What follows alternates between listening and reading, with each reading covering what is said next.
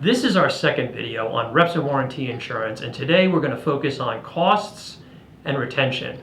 In our first video, I gave a broad overview of what reps and warranty insurance is, how it works, and how it's used in the M&A process. Let me give you a brief recap.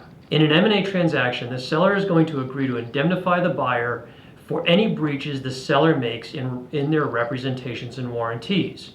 Traditionally, that indemnity is securitized or backed by the seller placing a portion of the sale proceeds in escrow for a period of time, usually a year or two.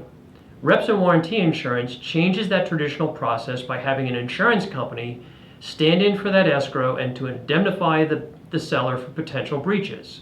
Reps and warranty insurance eliminates the need for escrow, and the seller walks away from the closing table with all the proceeds of the sale and a greater sense of security that if a claim is made by the buyer down the road, insurance is going to take care of it.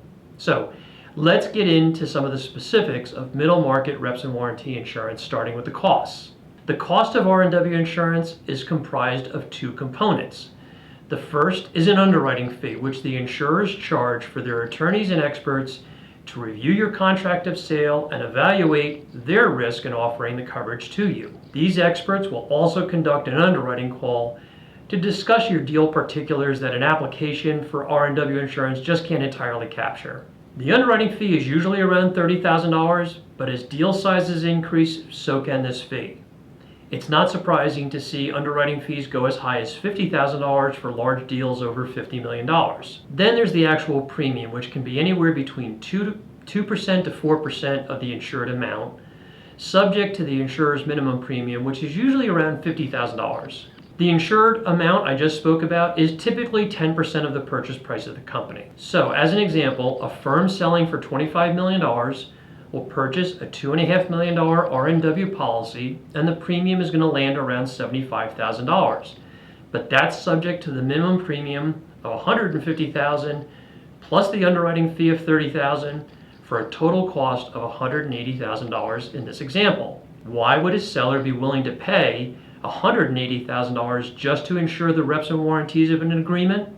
Well, the alternative to insurance is to place 10 to 15% of the sale price in escrow, usually for 2 years. And in this example, that would equal about $3 million. And that represents a sizable chunk of lost opportunity cost to the seller, who could deploy that capital into their next deal or into the market. If we take a conservative 5% return on investment, that $3 million escrow, that's about $300,000 of lost opportunity over 2 years. Compared to the total cost of $180,000 for insurance, it makes pretty good sense to buy the coverage. But beyond just the economic advantages that R&W insurance can provide, the seller has a certain peace of mind knowing that if an issue crops up in a year or two, that they don't have to go it alone and that an insurance company is going to step in to defend them and pay claims. Now, when it comes to paying claims, it's not entirely on the insurance company. There is a retention or deductible that the seller will pay before the insurance company pays. Retentions are generally going to be 1.5% to 3% of the purchase price. So using the same example, the seller will be kicking in anywhere between $375,000 and $750,000 as their retention. While that's a sizable chunk of money on top of the premiums paid, keep in mind that without insurance, the seller's entire escrow of $3 million is at risk and then some. In this discussion, I focused on the seller purchasing coverage or sell-side policies. But in the middle market, buyers can also be the insured and purchase what's known as a buy-side policy. In fact, the majority of policies sold in the mid-market are buy-side policies. In my next video, we'll get into a bit more detail on what is covered and how to procure reps and warranty insurance. Have any other questions on R&W insurance?